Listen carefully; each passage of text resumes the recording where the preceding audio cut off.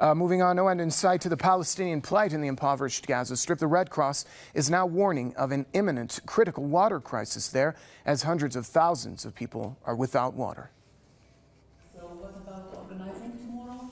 Water is a problem, and it can quickly turn out into a catastrophe. We do have hundreds of thousands of people without water in Gaza. So water repair have been conducted in very difficult conditions. Water engineers have been killed, and this obviously hampered a lot the work. The International Committee of the Red Cross warns of a deteriorating humanitarian condition in Gaza. It says the 1.5 million residents of the region could face an acute water crisis within the coming days. The committee says that Gaza is already a deteriorating infrastructure due to years of Israeli blockade. It added that the situation has recently worsened following Tel Aviv's ongoing airstrikes on the coastal region. We're now joined by our correspondent Hala Al-Safadi with more on the ground from Gaza. Hala, tell us about this looming water crisis in Gaza. Even prior to this round of Israeli attacks, a large percentage of people in Gaza did not have access to water. The power is out. The sewage is on the verge of collapse. How are people coping in these unbearable conditions? Well, just before I start talking about the water crisis, let me just say that the past hour was very intense in Gaza Strip. As Israeli tanks shelled East Gaza, 2 were injured in farms in Beit Lahia, which is in North Gaza. 2 rockets were also targeted Shijaiya, East Gaza. 6 rockets from tanks targeted land surrounding houses East Gaza and Shijaiya area.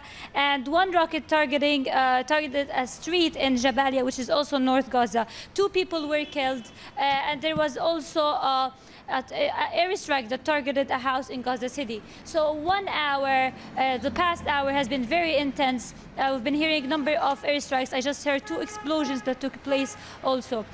Regarding the water crisis, yes, Gazans have been suffering from humanitarian crisis even before this escalation. So now adding salt to injury with this aggression and this suffering and hardship, they're suffering more crisis than ever before. So basically, water has always been something that Palestinians and Gazans have been complaining about, and even humanitarian organizations, international organization. Water and sanitation was always a priority to those organizations because of the severe or because of the pollution in the water in Gaza, and also because of Israel's continuous airstrikes that kept on targeting main water pipelines as well as water wells.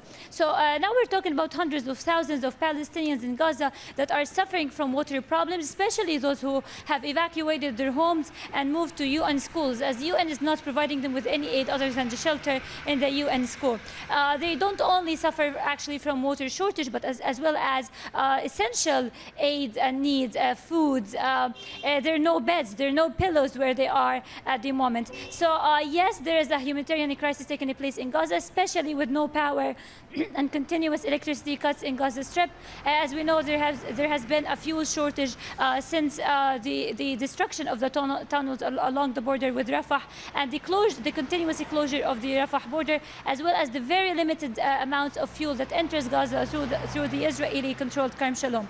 So putting all those together, anyone can simply and easily understand that this is not only a political aggression, but this political aggression means to raise the humanitarian crisis in Gaza by targeting the infrastructure and targeting people as well. Thank you very much, Hala Al-Safadi, our correspondent, joining us from Gaza.